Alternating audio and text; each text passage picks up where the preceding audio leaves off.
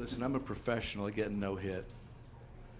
I've experienced 4 perfect games against, 3 as a manager, 1 as a coach, several no-hitters. Give the credit to him.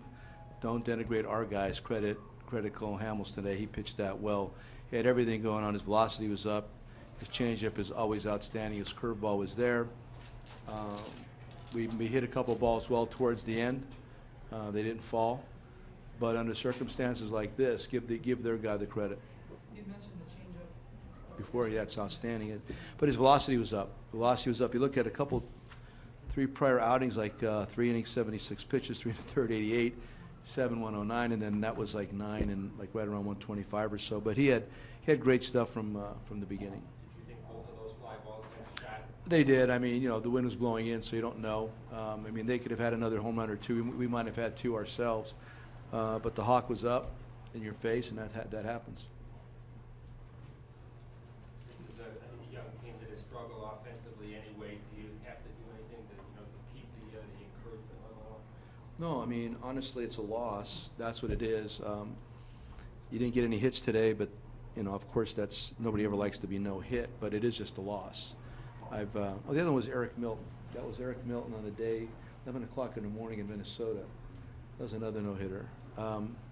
No, I don't worry about stuff like that. I really don't. It's just about coming out tomorrow and try to be normal and just go play. I just have something in my eye. I apologize. And what about your guy, Jake? Yeah, I thought, Jake, just one pitch to Howard right there. I mean, he wasn't as sharp as he normally is. Jake wasn't, but nevertheless kept it at 3.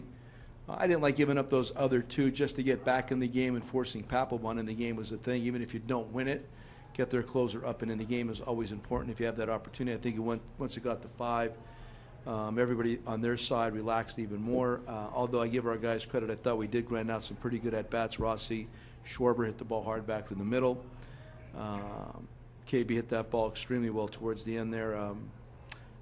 So, yeah, I thought our guys stayed with it. He was just that good today. Did you get a good look at that last catch? Was there any part of you tempted to say, let's look at that? I thought it was a catch. You did? Wasn't it? I mean, I thought it was a catch, yeah. So there's no, I mean, of course you'd rather it not be, but if it is, it is, and I'm not going to go cry over that. I was more concerned about the neighborhood play earlier in the game. That's the one I was more concerned about, the definition there. I've had that happen. We've had that happen a couple times in the last 3 games or so, and that was my bigger issue early on. And those are the kind of things that don't show up in the latter part of the game that could have had an impact early on. But I thought that was a catch. Herrera was all over the outfield for those last couple of hours. You get to see Hamels twice, obviously, in 08 in that World Series come up big. I mean, what about him as just a big game pitcher? And this is a guy who could be traded after this start. Well, I mean, he definitely increased his value, I'd imagine. You're going to get that higher tier prospect because of that performance today. He was really good. He is really good. I mean, I don't know, I'm looking at his ERA and everything else, and his last couple outings, I don't get to see him often. I only see him like that. Whenever I see him, he looks kind of like that. Again, just give the guy credit, man. And they hit the ball well too. They stung us offensively 2 days in a row. They swung the bats well against us. Joe, what was the definition of that play in the first inning with the umpires? Oh, that's called a neighborhood play. Right. So even though the shortstop, I think the shortstop's off the bag because of a bad throw, not because he got out of the way too quickly or moved his feet too quickly, where he could have easily touched the bag because the throw was good enough. I thought the throw was bad enough to get him off the bag. Thus, to me, should not be a neighborhood play. And that's one of those semantical things that's probably going to have to be reviewed even further or talked about more. We had it happen in Cincinnati a couple of days ago with a really awkward throw that was defined in the same way. And I couldn't really argue because that's the rule according to them, but I kind of disagreed with today and the other day also. So that play's not open to replay? No, because the umpires, considered it a neighborhood play.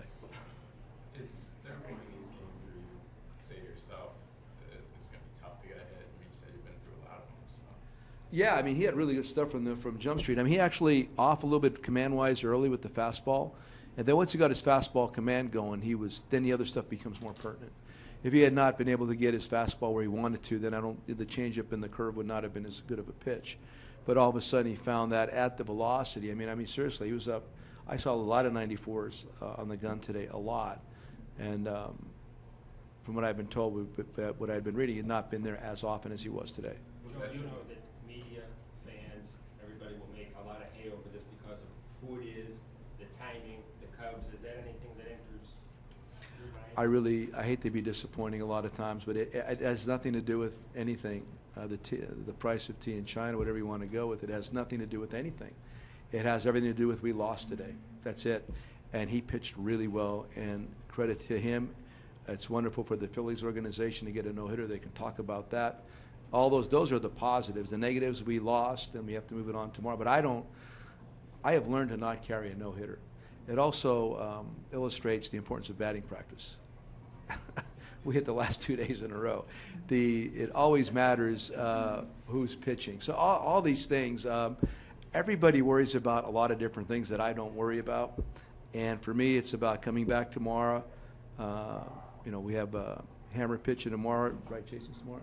Let's get after it tomorrow. Let's at least win 1 out of 3 and move it along from there. But I fail to give it any more weight than that. Is there anything about his style that may cater to pitching in this ballpark? Well, we did hit some fly balls. Well, I mean, he struck out a lot of guys. We do swing and miss a lot, but he had a lot of swing and miss. A couple of balls he did hit well into the air were impacted.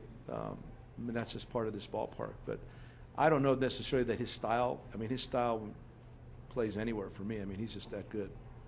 Is there anything, such thing as a proper decorum when a guy has a no-hitter and you're down 5 runs in the ninth, like no bunting or? Normally guys don't bunt. I mean, if it's a 5 or 6-0 game like it was, you normally don't bunt. If it's 1-0, for me, all bets are off, and we're just trying to win the game. So again, that's those unwritten rules in this book that I have never actually been handed. Fortunately, a lot of the stuff that had been written was written in '07, '08, and maybe 12 or 13, when it took 7 singles to score 3 runs. I mean, it's a whole different situation now. So I don't buy all that stuff and the Neanderthal thinking that applies to it. So if it's 1-0 there and we got a guy that can bunt and get on base, go for it, man. We're trying to win the game.